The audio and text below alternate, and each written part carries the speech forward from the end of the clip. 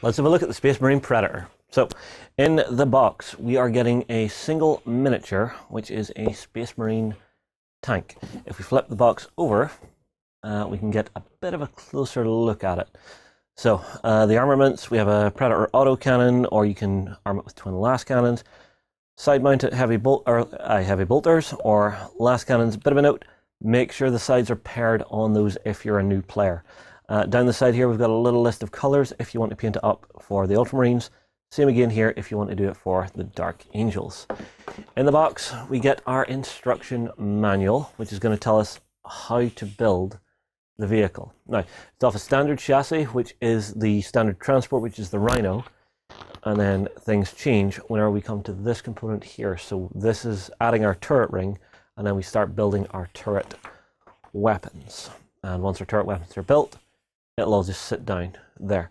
We also have Space Marines in cupolas we can build here, and we have the side sponsons.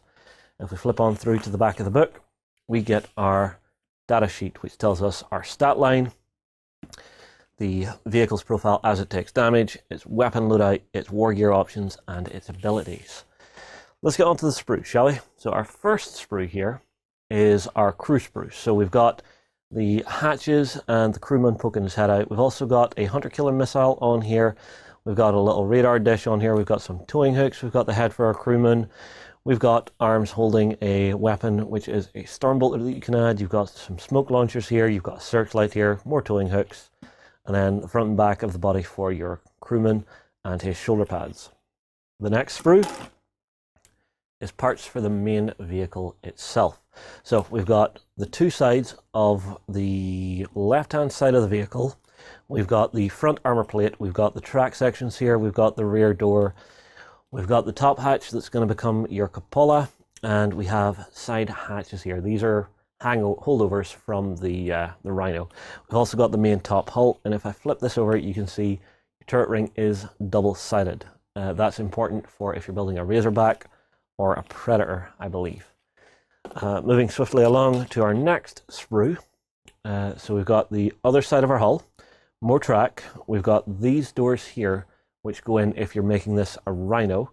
You've got vision slots for that front panel. We've got an internal wall, and we've got our lower hull here, and we've also got our lights here. Important note for the lights.